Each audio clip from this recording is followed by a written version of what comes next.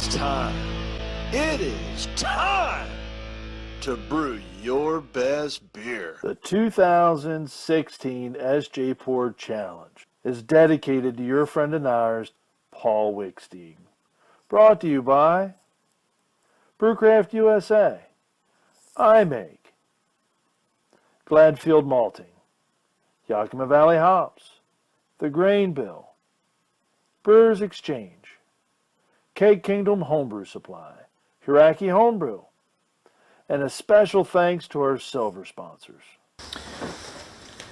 Hey guys, Dino here, back for another SJPorr beer tasting video. And today I thought I would finally crack this one open. It's been staring at me in the fridge for a little while now. So it's the Light IPA. It says just what you need after mowing the lawn, and as luck would have it, I have been mowing lawns today. This comes to us from 34D-53S-54C. OG was 1040, final gravity is 1008, so I'm expecting it to be have a dry finish. 4.2% ABV, but the surprising thing about this beer is it's 131 IBUs. So as per normal, I have, I forgot to show the very cool cap that was on the top, so I'm going to keep that one. Very cool, add that to the collection, so thank you very much. Yes, thank you very much to the maker of this beer. So yeah, here it is here. So I poured it up about 15 minutes ago, and I've had a few sips just to try and get a few thoughts together. As you can see, it is poured up a fantastic burnt orange, deep burnt orange colour. Looks beautiful in the glass. Looks like it's come off a keg. There was no sediment in the bottle. Teeny weeny bit of chill haze, but it's still pretty clear, so appearance wise looks good, and it's holding a very nice cap. Gets some nice lacing when you tilt the glass. So appearance wise it's looking stunning. So the beer's described as a cut down version of a double IPA, which I guess sort of harks back to the 131 IBU, so we'll get a nose on it. Cheers guys, cheers to you all, and of course cheers to the brewer. Definitely getting more on the nose now. I've let it warm up a little bit. Before I was getting mainly malts and not much in the way of hops, but yeah, the malts, they're an interesting combination of I was sort of thinking sort of bready caramel, if that makes sense.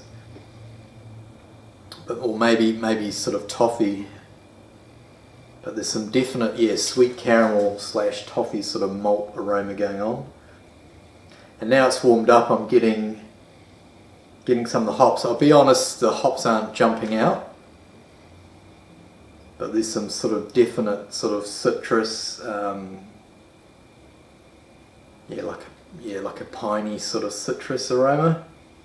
Yeah, not a huge amount, but carbonation looks pretty good.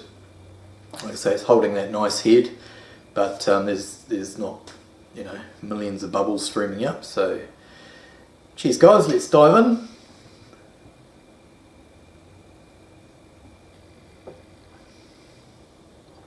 That's nice.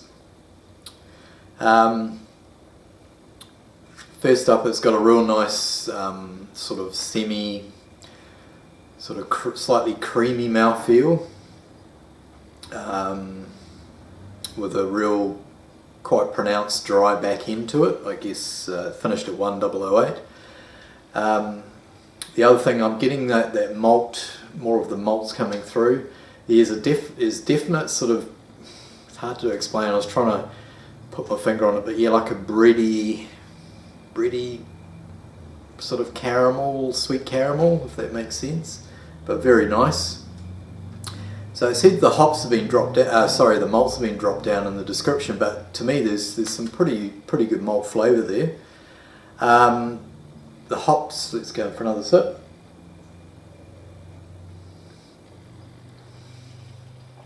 Yeah, there's definitely more citrus coming through on the flavour, sort of like grapefruit, and it's got a real nice sort of piney resinous sort of quality that you'd expect from a beer that's been packed with a lot of hops, which I suspect it has been to get that sort of IBUs on the beer.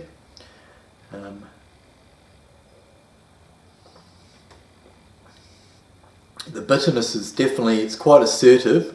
You take a mouthful, you swallow the beer, and you get quite a big hit of bitterness. But then it does taper off quite quickly, but then it does sort of linger at a lower level. Yeah, you can if I just swallow without a drink, I'm getting the bitterness again, so it's definitely a lingering bitterness. When I saw 131, I was thinking it's going to be, you know, way too much, but I think it's balanced quite nicely with the malts. There's definitely plenty of malt flavour there.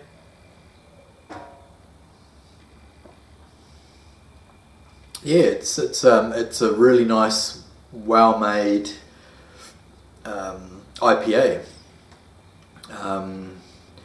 Drinks a lot high, you know, drinks higher than was it 4.2 or 4.3? Yeah, if you close your eyes, you sort of feel like you're drinking something more around the sort of 6% mark. The body's pretty good. You'd think that at that lower ABV maybe the body's quite thin, but it's actually sort of between sort of a low and medium body, sort of in the middle there somewhere. Yeah, the carbonation is good, no sort of gas attack or anything. Yeah, all round a really nice beer. I guess the only thing is it's got a lot of bitterness from the hops, but I wasn't picking up a whole lot on the nose.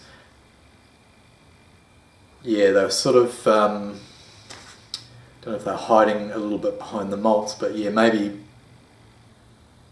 try and get more hop punch. But I'm thinking that's more sort of pale ale material, isn't it? Getting more sort of hop aroma and flavour, and IPAs tend to be a little bit lower, and the bitterness is higher. But yeah, fantastic job. So whoever brewed that, you've done a very good job. Once again, it's the sort of beer I could go back for. And feel like I'm having a real solid IPA with without the worry of not being able to drive anywhere. So, you know, it fits the brief pretty well. Sessionable beer for a thirsty world. And like I say, I've been mowing the lawn, so it's going down a treat on that front. So that's me done, guys. I'll stop. Gone a little bit over what I intended, so I'll just have a few more thoughts and do my marking, and yeah, we'll catch you in the next SJ video. Cheers to you all. Cheers to the brewer. Fantastic job. Over and out.